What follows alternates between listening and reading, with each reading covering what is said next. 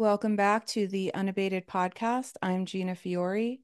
This week, Tom and Jack discuss how bettors can approach market overreactions to Week 1 NFL games. They also talk about building your betting portfolio to match your risk profile. And Tom shares his experience driving to Arizona to get down on Week 1 NFL player props. Please enjoy this week's episode with Tom and Jack. Unabated. That's the new word, unabated. Hello, everyone, and welcome on into the Unabated podcast. I'm Thomas Viola, and joining me, as always, Mr. Unabated himself, Captain Jack Andrews. And Jack, we are recording this week a little bit earlier than we normally do. We're coming at you on a Monday here, which means Monday Night Football has not happened yet when we are recording this. Obviously, by the time people are listening, it will already have happened. So please, please, please, somebody come back in time and tell me if the Jets season is over or not, because I am so stressed out for tonight. Thoughts and prayers with you as you watch this game tonight. I think week 1 is the hardest week for Survivor, as we saw. Week 1 is probably also the hardest week for Jets fans. I mean, this is the only week of the season most of the time that even matters. I was thinking about it today. I can honestly say, for the first time in 13 years, minus 4 plays, this is the first Jets game where I've actually been able to get up and be like, something could happen. Like this could be it. This could be the season. I'm not saying it's going to be. I'm not a delusional fan, but it's just we've been so irrelevant for so long, and then the heartbreak last season. All right, I'll put it behind me here and we can get on to week 2, but I am just so stressed out, and it's such a weird feeling because I have not had it in a very long time. But we are here. We are talking some week 2 overreactions. No guest this week. It's just going to be the two of us. We'll be talking through some different gambling points. We have a lot of exciting things for football season I want to talk to you about here this week. But first, I got to pat myself on the back a little bit, because if you tuned into the Friday prop show with Derek Carty, I did say, hey, I'm avoiding Cincinnati this week. I think the Patriots can pull the upset. So that's my big win for week 1. I stayed alive in Survivor because of that. Yeah, so I mean that kind of kicks us off, right? We wanted to talk a little bit about how week 2 is always the overreaction week, and we kind of compared some notes of teams that we think people are already overreacting to, and we might as well kind of start with Cincinnati. Obviously, the overreaction to what happened in week 1 is going to be fairly severe. If we go to the line history for the week 2 game, and remind you, a lot of these lines have been up since May or June, and we have that line history at Unabated. So if we click on the line history, we see that this game opened up at 4. It was down to 3.5 even before Sunday. Kansas City, this is Kansas City and Cincinnati. This is a game at Kansas City in week 2. It was a 3.5, minus 3.5 for Kansas City. It's now 6. It's gone up to 6. So is Cincinnati as bad as we thought they were? Is Kansas City as good as we thought they were? And does this warrant moving to a 6? 6 is a key number in the NFL. This is going to be a resistance point. I don't see this one going beyond 6. Really, there's not a lot of resistance from 4 to 6, so I can see why this would move that far. But this is a good example of, like, we all thought Cincinnati was going to be a decent team, and now we're having questions about various parts of their team as well as their key components. And it's a good example of how one game can move a line the following week by more than 2 points. Exactly. And I agree with you. It's not going to get to 6.5. It did get to 6.5 for a little bit, and it's come back. So I think we are going to settle right around this 6 point. But it is a matter of saying, okay, how much do you want to take out of a single game sample size here? And there's a reason that we call week 2 overreaction Monday. I think the big question is, does a game like this inspire you to say, okay, well, I kind of want to get a little bit of a piece on the underdog here and take advantage of the line movement? Or are you saying maybe I'm staying away from this game? How would you approach this one? I mean, if anything, I would be looking at getting a piece of Cincinnati and saying they're not as bad as they appeared to be. It's a tough game because they're going on the road to Kansas City. It's already going to be a tough matchup for them. Kansas City looks like they've solved some of their offense issues from last season with the amount of talent they had at wide receiver. So it's not the greatest situation. The one that I looked at and immediately jumped off the table to me was Green Bay. Hmm. Jordan Love, he's out with an injury. What's the most valuable position on an NFL team? It's the quarterback. Is Jordan Love worth the amount of movement that has happened already? If you go to that Green Bay game, and let me pull it up myself here, against the Colts, that game before the Jordan Love injury was Green Bay minus 4.5.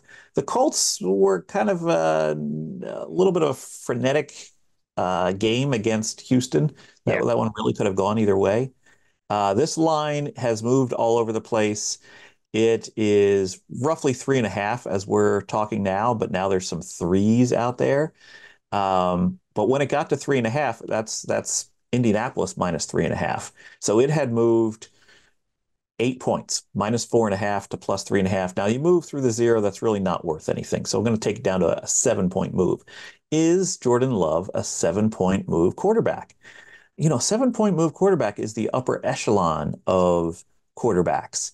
And this one moved through both threes even. So I feel like this was a bridge too far. This was moving way too far. And maybe the move is at to plus three, but plus 3.5 just seemed too far. We were actually, when we were planning for the show like an hour ago, I gave you this example and there was fours out there. And then I text you about 20 minutes ago and I said, oh, it's down to 3.5. And now as I look at the screen, the 3.5s are evaporating. And probably by the time this airs, it's probably going to have settled at three. But it's a great example. Overreaction Monday. This one did overreact and is coming back to earth a little bit. And this is one when I first saw the opener, and obviously not the opener from preseason, but when they put the line back up Sunday night, I believe I was finding some threes out there. It immediately stuck out to me as I think this one might go to 3.5, which it obviously has, and then it's pushed back. But I feel like the proper question here isn't is Jordan Love worth 7 points against the spread? It's is the fall because we're not dealing with fallout from Jordan Love to average NFL quarterback. We're dealing with fallout of Jordan Love to Malik Willis. Yeah. Is that gap enough? And I mean, part of me is inclined to say no. It's not like Malik Willis wasn't starting in this league at one very, very brief point. He was kind of an experiment by the Titans there. But it is a difficult thing to say. But I think the other thing that I'm questioning is do you do you look at the line movement and say, okay, it's moved too far. Now it's coming back. Let me grab some Green Bay plus 4. Or if you are someone and maybe, yeah, you are putting on your handicapping hat a little bit, but if you're someone who's saying, well, I really did like this at Indy -3, are you ignore how do you interpret the market resistance to this point? Well, it is dependent on which of those two hats you're wearing, but I would definitely, in my kind of value hat that I bet with, I would definitely look at the overreaction more than I would look at do I necessarily like Indy at this number? Do I like Malik Willis at quarterback at this number?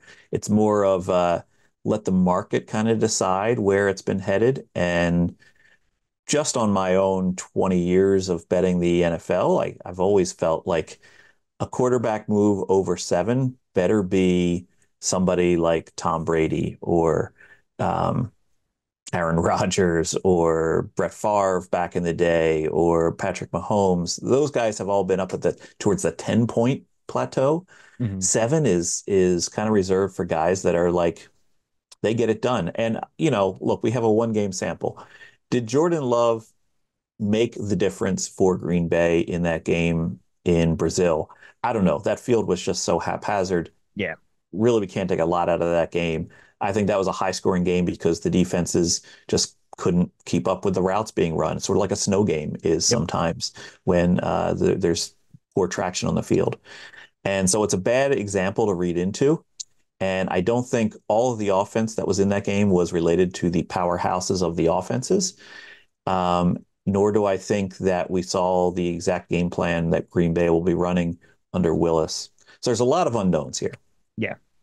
What I would close with of my argument to you is that I really feel that 7 points is a bridge too far for Jordan Love at this point in his career.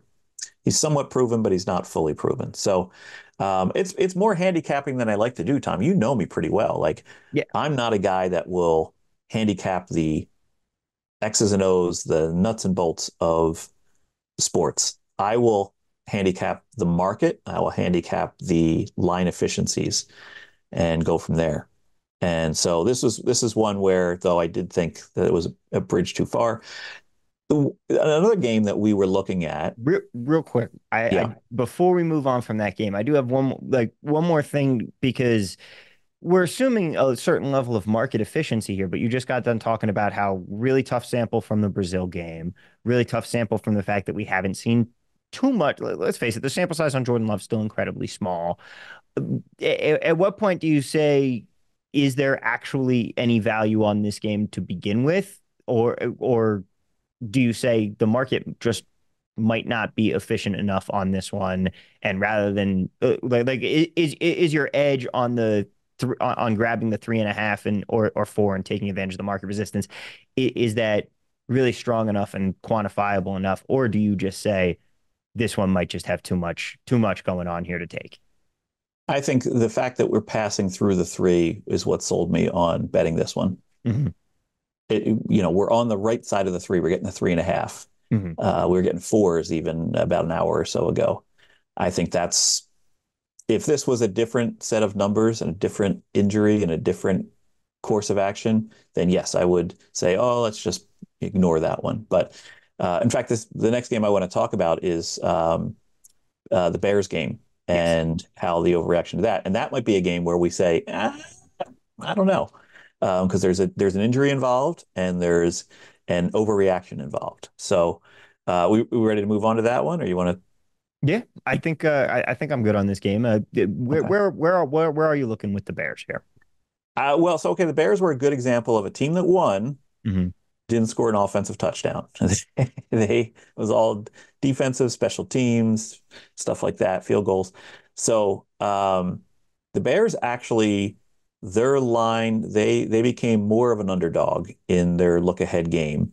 Um, and so they went from 3.5 point underdog in their next game, which is sorry, I should have made sure I had that all memorized. Tennessee and or no, sorry, that's who Houston, they played. Houston, right? Um, 3.5 to a 6.5 point underdog. which is a big jump, but you're also not crossing through any big numbers there. Well, the Right. six. Right. And we have an injury, running back injury that could be playing into this. People tend to overreact to running back injuries. Running backs are very much next man up. That's why their draft stock always seems to be dropping, is because people realize, oh, you know, there's only a couple generational running backs. Everybody else is sort of like we can put anybody into that role. And so with their injuries, that's moved this line, and maybe the thought that Caleb Williams isn't quite ready, and they've gone from 3.5 to 6.5. But you're right, we're moving through some numbers there, 4, 5, that aren't really that offering much resistance, and as a result, this is a 3 point move that might be worth it, might be not. It's a game I don't want to touch at this point. Now, how about dealing with an incredibly bad team? Because we saw that with the Panthers this week. And quite frankly, again, overreaction Monday, 0-17 feels a little bit in play here. But Yeah. when it comes to a game that is just this massive of a blowout, at some point you simply stop trying anyway. That is a game that had a lot of line movement in it. Where are you going with this one here? As Carolina this week is going to have a matchup with the Chargers. Yeah, and the Chargers, did they look good or did the Raiders just really not look good? So, yeah, this is another one, 3.5 to 6.5, but there's no injuries involved in this one. Mhm. This is just based on how everybody saw Carolina really not put up much of a fight against the Saints. This is a good example of this move might be right. Again, we're moving through the 4 and the 5. That's not much resistance. We're moving through the 6 to the 6.5. That's a bit of a resistance point. So this kind of feels like a 5 to 6% change in win probability, which would equal a move of this size. And keep in mind, in the NFL, and in fact, I'm making a new YouTube video, and I kind of make this point early in the video. In the NFL, these are the elite players, and that creates parity. And therefore, no team is ever as bad as they look the week before, and no team is ever as good as they looked the week before. It's very much a parity-driven league, with some exceptions. And Carolina looks like they might be a bad team. And the Chargers look like they might be okay. My jury's still out on the Chargers, but I think this move here from 3.5 to 6.5 feels about right. What do you think? I'm with you on that. I mean, we're not gonna touch the 7. It's got blowout potential, but are the Chargers really a team that is going to go in and blow somebody out? Like the Chargers to me this year, my preseason ranking was about the same. Where I'm saying they're mediocre. They're going to be fine. They could 7, 8, maybe 9 wins is definitely in the cards for them. But it's also the first year under Harbaugh, who has had a lot of success, and I rate him very highly as a coach. I think this is a team that's building something here. But this year, they seem like one of those middling teams, and I think that the problem for the Panthers is more so just the fact that they look just horrendous. Like you said, the move doesn't really seem like it's going that far. I think people can get shocked by, oh wow, it's 3 points, but the key theme here is what 3 points is it that we're seeing? If it went to 7, would I want to take the Panthers? No.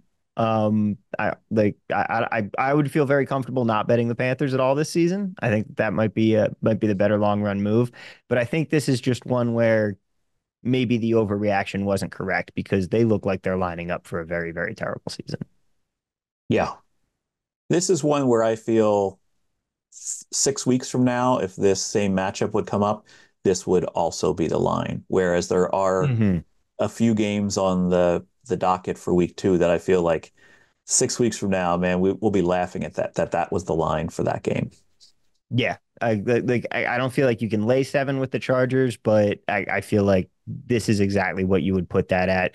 One thing that is pretty interesting to me here when it comes to some of these line moves, though, is we got Tampa and Detroit going to 7 right in front of us now, and it is a Monday. It is Monday when we're recording this. We'll see where it goes, but that's just significant in the fact that it has actually just hit the 7 while we're recording. That is interesting, and I would not have put Tampa to be have moved from, let's see, it was 6.5 or 6.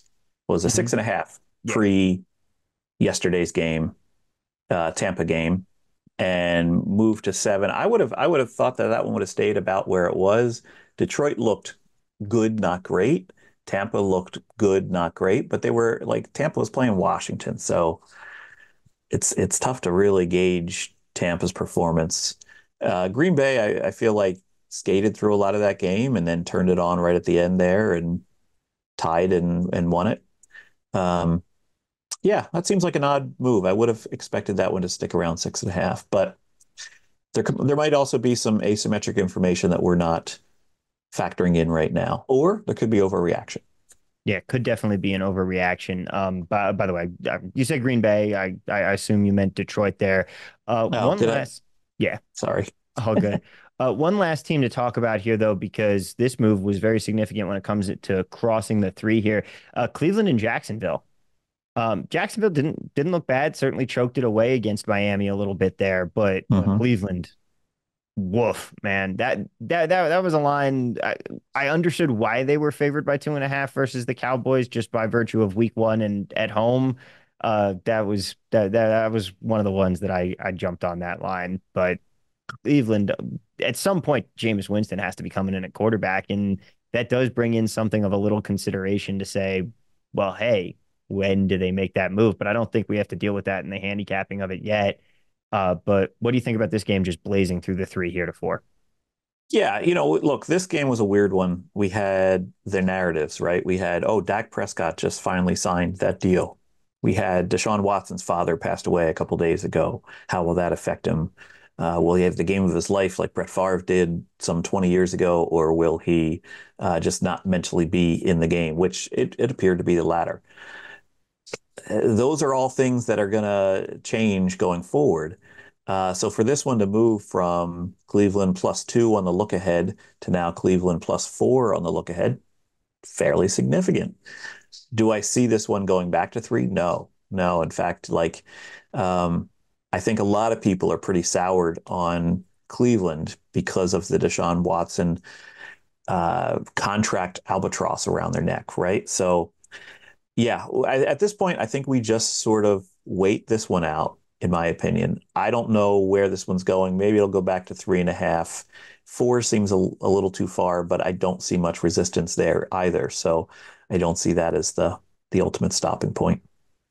And bringing kind of segueing into our next topic here, variance is a very Yeah. big deal when it comes to some of these games. And Cleveland is one of those teams. You've got a strong defense, and what currently week one sample size is an offense that is questionable at best at the moment. But when you have teams like that, the thing that they're going to look to do is run the football, shorten the game, and rely on their defense to make stops.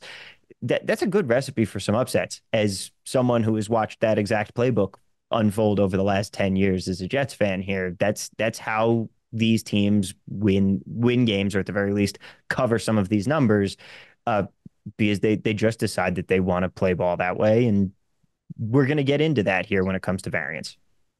Yeah. So this is a topic I put on our list to discuss because I think it's something that a lot of bettors don't respect enough, and that is the variance of what they're betting into.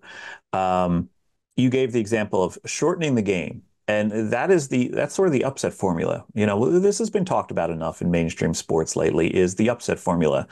We see it every year in the March Madness, right? A high seed, a double digit seed is facing off against a single digit high seed, and what do? Well, they control the ball as much as possible, and then they shoot 3-pointers because you are creating variance in the scoring, and then you are shortening the game. And if two teams were to play for infinity, the better team would be ahead in the long run. The shorter the match that two teams play, the more likely it is that the lesser talented team will come out ahead. And you have to understand that that same variance holds true in your betting. Mm-hmm. And you can kind of control that. And so if you have a bet on just the first half, well, you are increasing the variance of what can happen, the outcomes, because it's a shorter amount of time. Same thing if you're betting in a quarter, just a first quarter. You're shrinking the amount of time, which is increasing the variance. If you take this to extremes, and that's kind of what I always like to do when I try to figure out like how things interplay with each other, you take it to the extreme. So the extreme would be if you have a sample size of just one. Like, Tom, I ask you to guess a number between 1 and 100. Very little chance you'll guess it, but your guess could be all over the map. Mm-hmm. Whereas if I gave you 100 guesses at the number, eventually you would get it. Mm-hmm. So when sample size equals 1, there's a much greater chance for a varied event happening. And so I think a lot of bettors need to control this. And what they need to do is understand that when you approach your sports betting, there needs to be a certain amount of portfolio thinking. If you were to go sit down with a financial advisor, they will figure out like, well, what are your goals for your investing? How far are you from retirement? And then they will build a portfolio mix that fits your goals and your timeline. And the younger you are and the further away you are from needing the money, they will give you more variance. They will put you into more speculative things, but they won't make the majority of your investment be speculative. They'll make the fringe be a little bit wider and maybe 20% into speculative investments rather than 10%, which they might do for somebody like me who's closer to retirement. And you need to approach that same thinking with your betting.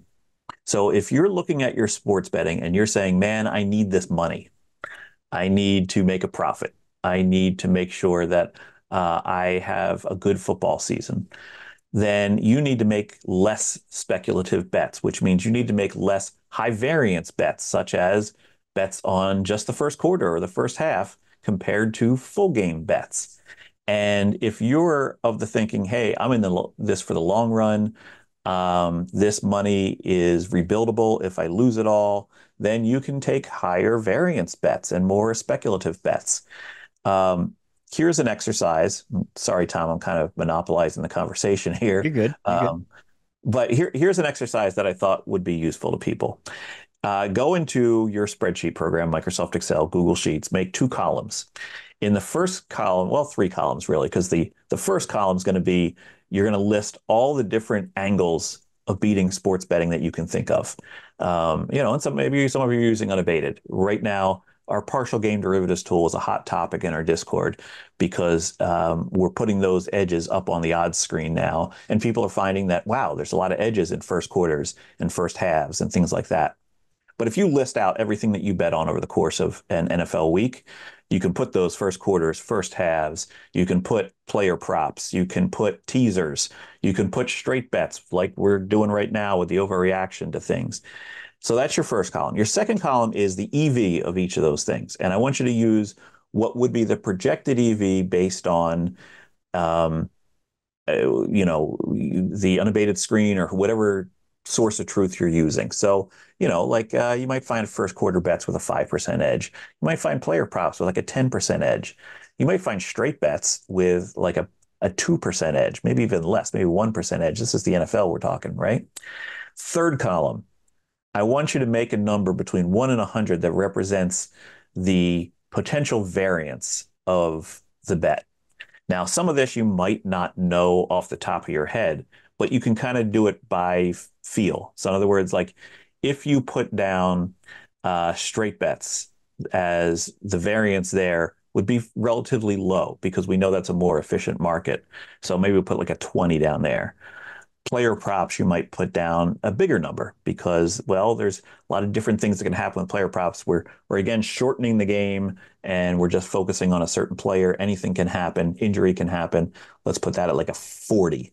And then you get to like a first quarter bet. Well, really anything can happen because there's only mainly 3 possessions in an NFL game in the first quarter, 2 by the team that receives the coin toss, the kickoff, opening kickoff receiving, and then 1 by the other team on average. And so you would maybe make that one higher, like 70. Well, you do this exercise, and then in the end, you go into Microsoft Excel or whatever your spreadsheet is, and you create a scatter plot of those things. The x-axis would be the EV, the y-axis would be the volatility, and it'll show you that like they're ping, ping, ping all over the screen. Well, you're always looking for the magic quadrant, they like to say, the upper right. Like you're looking for things that have the highest return, or sorry, magic quadrant here would be the bottom left. You're looking things that have the highest top left.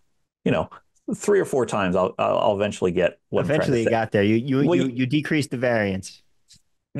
yes, you want the lowest variance and the highest return. Those are the things. Those are your blue chip stocks. Those are your treasury bonds. Those are the things that you can count on the return. Um, and then, your high volatility, high return stuff would be like your cryptocurrency investments or your sports betting bankroll for those of you who might consider it all part of your big net worth, things that have a higher variance. And those are the things that should not be more than maybe 10 to 20% of your entire bankroll. But in this case, it's 10 to 20% of your betting portfolio for a week. So I feel like I've been talking for like 15 straight minutes, and this episode was more going to be a conversation between the two of us. But Yeah, that's but yeah, just something that I've been kind of working on in my mind as to answer the question that people seem to have in our Discord of like, man, the swings on this are just too rough to take. I can't take this anymore. So, what do you think, Tom? yeah. I mean, I completely agree with you. A good thing for me this week was really seeing that in action as I went into week one. And maybe I went a little bit too hard when it comes to the player props, but I made my drive down to Arizona. I was sitting there in the middle of the night, right across the Hoover Dam in this dark turnoff, throwing on my hazards every time car came by, and I was sitting there with my laptop out, the unabated screen open, and I was just hitting every possible edge that I could find on these player prop markets. And I was still careful. I was looking at, I'm not taking a receiver over when I'm taking his quarterback under. I was being careful with my correlation and trying to keep things pretty spread out. But you truly do see it unfold when you take 25 bets versus 5 bets. It's all about smoothing out that curve, smoothing out that variance, and that's what we talk about so much here with the strategy behind plus EV betting is volume is always your friend. Because the more volume that you're getting in each and every week, the better off you are going to be because you're smoothing out that variance curve. It's why when you bet baseball, you have to play every game. And that's why it's such a grind because you've got a 162 game sample size, but within those games, those single bets, most of the time you're getting 3, 4, maybe 5 shots at the 5 shots at something happening, depending on at bats and whatever you may have when it comes to the individual player prop markets. But still, it's a high variance sport in the micro, and that's why you need to make it macro in order to smooth that out. Which brings us to the next point here, which is volatility. And volatility is something that I know that we want to talk about a little more before we head out of here on this episode. You were just talking about the scatter plot and being able to see, hey, these are the big edges. These are the things that I want to have in my portfolio. But not all edges are created equal. The same 5% edge on a single game bet is different than the same 5% edge on maybe a parlay or even a first quarter bet or a player prop. Right. Yeah. And this really comes down to a couple different things, covariance and correlation. The point I'll make is that a lot of people underestimate the correlation between two player props of two different people. Well, if they're playing on the same team, that team is only going to do so much. Mm-hmm. We see this in the WNBA player props a lot, is the team is only going to do so much scoring. It's going to be distributed around between the different players. And so if you're taking the over on two players on the same team, well, chances are not both of them are going to hit. Same with the under. You need to kind of work through the game script. You need to kind of realize that sometimes props also tell a story of how the game's going to go, and two different props can tell two different conflicting stories and both be right, or both have an equal chance of being right. And then, the other thing is certainty equivalence, CE. Back in my blackjack days, I was a big fan of understanding how all these different teams were doing what they were doing when it came to blackjack. And the MIT team had a little calculator, Windows-based calculator, that their players would use when they were enter in their results from a session.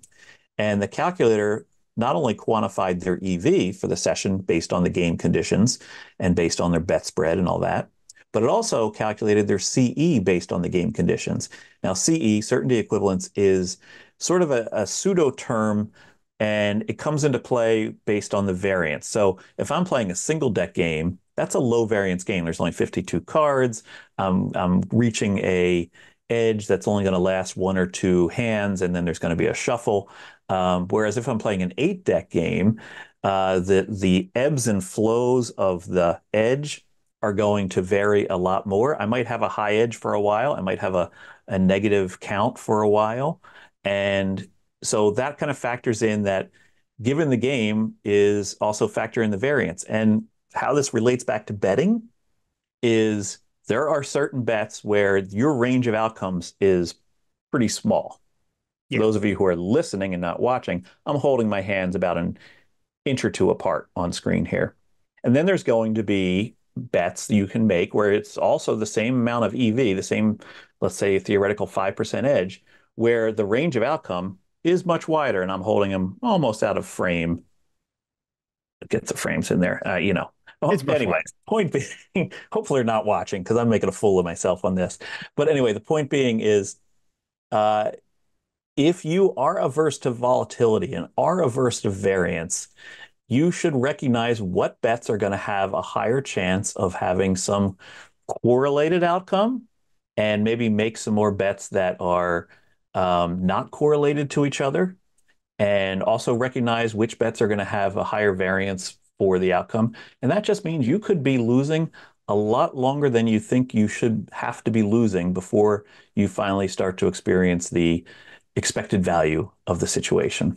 And go about that with your betting and realize that going in. And it's really a kind of a study on yourself. Like, Mhm. what am I comfortable with? And look, Tom, I've talked to you plenty of times, and I know that you are in this for the long haul. You do not mind finding the edge and betting the edge. Um, I'm a little concerned about this just pulling off right after the Hoover Dam, and on the side of what is that? I-15 or I I what don't. flows through the I-90 or I think it's I think it's I-90 at that point because there's a changeover. You get off the 15 at some point. okay. But point being, like, get to a little safer spot, please. That just seems like a little I, risky. it's the closest spot, but I think I do have to. I think I have to take one more exit down simply because Bet365 seems to be cheaping out on their geolocation. Everyone Hmm. else perfectly fine. Them, they're like, you're too close to the border. We can't take a bet. And I'm like, well, FanDuel just took all my bets. DraftKings took them. So come on, guys, get your act together here. But Yeah. Well, the funny thing is I remember back when Rufus started going over to Arizona for some Super Bowl prop bets, he would have to go like 40 minutes in. yeah, And it looks like it's starting to get a little bit better now with in terms of the geolocation. yeah, you Bet365 was the only one giving me trouble. Realistically, you can be pretty dang close at this point, and you're gonna be fine. I wasn't having any issues there. But like I also did notice through my portfolio, and again, 1 week, small sample size here, but even when you're not necessarily baking in correlation that you see, I was noticing there were some games where it's just got all of those wrong. And the 0 for 4 on a couple of them. For me, it was the Bengals game and the Texans game. But the Texans game was I could understand a little bit more because I had Nico Collins under and Stephon Diggs higher. I knew that those two bets were correlated when I placed them. And sure enough, it went the complete opposite way. Diggs still got the touchdowns, but Collins was the one getting all the yards there. But that I expected that. And then there's some Mhm. other thing. It's just it is keeping in mind the correlation and the things that can come into play that you might not even think of in the first order, the second order of thinking. But you can also turn that around the other way, can't you? Yeah. Oh, absolutely. I mean, it goes both ways. Yeah. Uh, and what would have happened if the games would have gone a little bit different this Mhm. past week?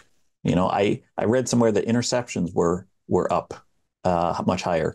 Interceptions were up. Turnovers, The thing that I was really interested in, and we'll probably talk more next week with a guest, but passing yards were so far down this week. right. I saw that. Yeah, and there's a lot of people that were wondering, like, oh, are these projections lousy because, all my passing yards were slanted towards the over and they all lost. Um, Man, n equals one, Yep. 1 week. It's tough to say, like, what was going on. Is this a trend or is this a difference? Like, the officiating was crazy in these games in Yeah. terms of calling ticky tack things. That's the sort of thing we used to see in the preseason. And now it was in week one. I wouldn't be surprised if the NFL overreacts to that because they're always cognizant of how their game plays on TV. And a lot of the televised games had those ticky tack fouls. And I wouldn't be surprised if they'll be like, okay, come on, you know, Yeah. tone it down there, refs. Again, n equals one, but an interesting tweet that I did see. I think it might have been Ian Hartitz. I'm not positive, but someone pointed out that the EPA, your expected uh, passing situations were actually worse than rushing situations this week. Could we eventually hit a point where running the ball becomes the more efficient option again, and we start seeing more run the damn ball? And could you imagine all of the second order and third order things that we would get out of that? I will venture to guess that passing is still going to be the more efficient EPA metric. I think we just had some good running. I did see like an 80-yard run in multiple games this week. So Yeah, there were some people who um, broke off some big ones, but everybody's playing out of the nickel, and you're getting less stacked boxes. it's I true. don't know. I, It's I true. think it's something interesting, but I think that is a topic for another podcast. Yeah. In the meantime here, though, Jack, I think that we've covered quite a bit of ground. And again, with some of the numbers from the beginning, remember, we are recording this on Monday. It'll be out for you guys to listen to on Wednesday as you're hearing this. But thank you so much for being with us here for another episode. We'll be back next week. And hey, it's football season. Football's back. And please say a little prayer that I am still happy on Wednesday when this releases as I am now before the season begins. But for now, I think that's going to do it for us. Thank you so much for listening as always, and best of luck. Let's cash some tickets. We'll see you next week, everyone.